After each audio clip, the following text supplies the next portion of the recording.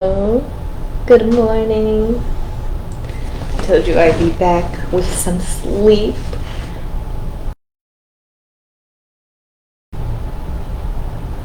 Woke up with kind of a crazy dream earlier than expected. Yeah, real crazy. I don't know how I feel about my dreams right before I wake up. They're always slightly traumatizing, I would say. I have a theory as to why that is, but maybe we'll get into it, maybe we won't. Yes, feeling a little bit better though after waking up, doing the morning routine. Let's go ahead and start out with a quick word since it's a new day, and then yes, we're going to go ahead and finish Joshua. Thanks, guys. Alrighty, in the name of Allah, most gracious, most merciful. Alright. Alright.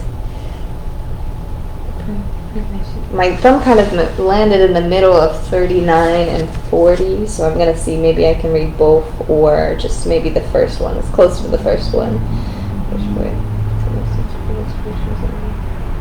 Oh. Alright, let's go ahead and just do verse 39 from Surah 36. Line 39. And it's actually really in line with what I was thinking about this morning. But let's go ahead and read it out. It says, "And the moon we have measured for its mansions to traverse, till she returns like the old and withered lower part of date-stalk." Alright, so we're talking about the cycles of the moon, also the way that it traverses throughout the night. Really, as we know, it's the earth that is traversing, right? And rotating. Therefore, the sun and the moon have their specific courses from our perception. Of course, they have their own rotation as well, so that is that. But the way that it looks to us, we are turning, the moon is going kind of alongside. Don't ask. I honestly, I'm not sure how, I forget how it goes around at the moment. My memory is failing me. But maybe this will give me a really good opportunity to say what I wanted to say about the dream world, since we're talking about day and night. I have the kittens inside, as you can hear. Air Force just spent a good few hours outside doing what he does, visiting his girlfriend. She returns.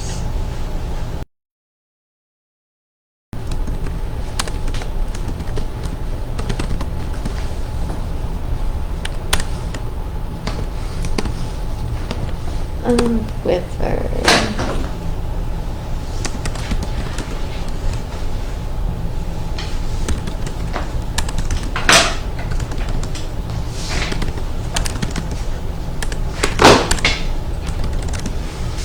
Alright, so maybe I'll read the 3 verses together, and then we'll go back and look at this highlighted one here. Alright, I'll just read this little section. "And a sign for them is the night. We withdraw therefrom the day, and behold, they are plunged in darkness. And the sun rises his course for a period determined for him. That is the decree of him, the exalted in might, the all-knowing. And the moon we have measured for its mansions, to traverse, till she returns like the old and withered lower part of a date-stalk. It is not permitted to the sun to catch up to the moon, nor can the night outstrip the day. Each just swims along on its own orbit according to law." So that is what I was thinking of, an orbit, right? They have their own orbit. But anyways, going into the night and the darkness and what can visit us the night in the dark, I always tell you, it may be different for everybody, but right before I wake up, I always have the strangest dreams. You know, maybe they're a little bit strange and more leaning on the edge of traumatizing sometimes if it's like a bad dream. Nothing I dream of is necessarily scary. It's just off in some way. It's like very much, I'm involved always. I'm always involved. It's not me onlooking a situation or anything like that. I'm always the center of attention, and it's just like almost like a parallel reality, or something that's similar to my life, but the characters and the scenery is way off, and the situation tends to be just like a little bit off, right? Like, I'm not even going to go into what I dreamt about last time, but I did have some sort of a revelation where, imagine when you're in your deepest part of your sleep, maybe when you like first fall asleep, or you've been asleep for a few minutes, you fall into REM sleep, right? In our deepest parts of sleep, we do not remember what goes on or what we dream about. But imagine once you enter into these realms, right?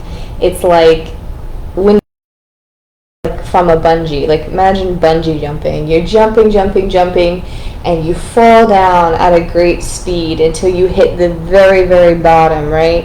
The very, very bottom. You pause for a little bit, and then you jolt back up to, say, reality, or to being still, right? You might be swinging around a little bit. You go all the way to the lowest point, and then you come back up.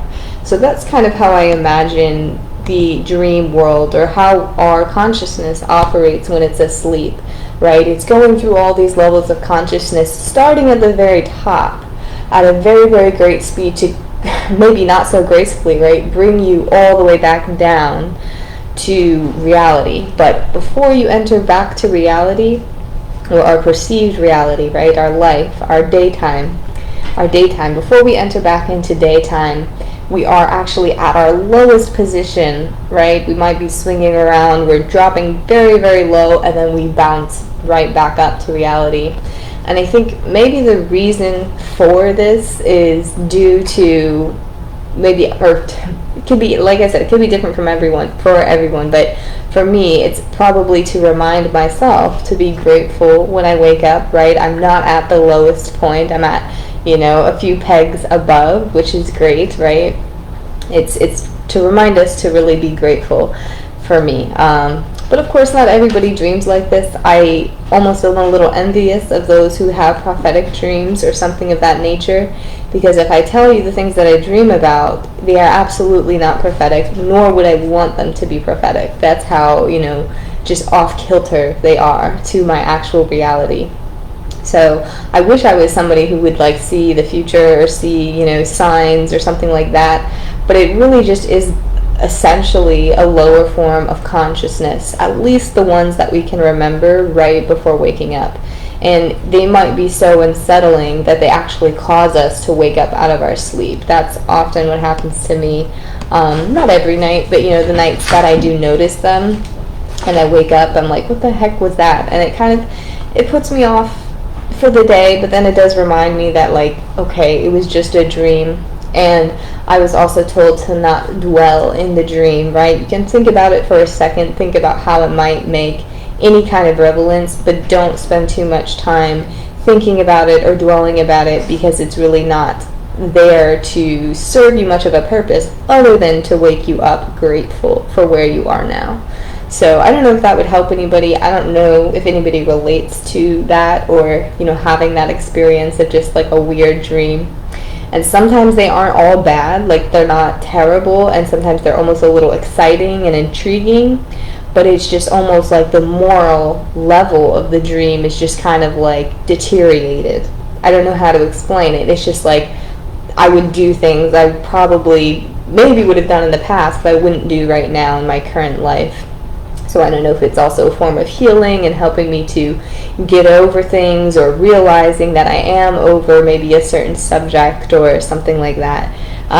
But yeah, just bizarre, especially when I dream about my loved ones or my husband. I have some dreams about him and I wake up like, what the heck? Not to give it away, but it was so like, traumatizing in a way.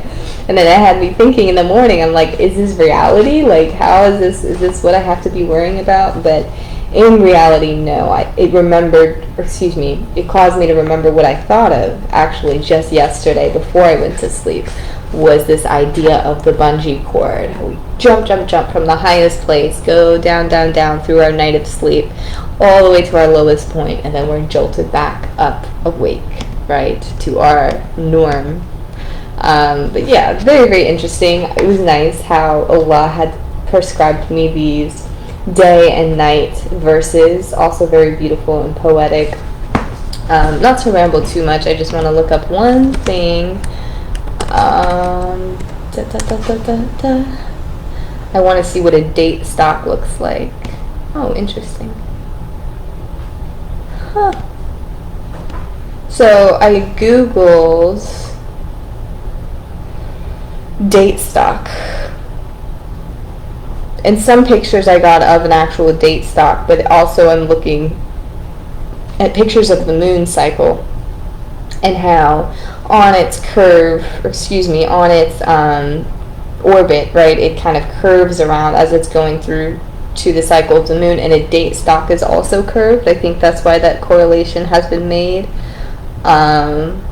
I see. And then when I Google the word date-stalk, it has lots of references to Islam and the moon, but very, very interesting. I just wanted to see how that was correlated, but it makes sense. All right. Very poetic language.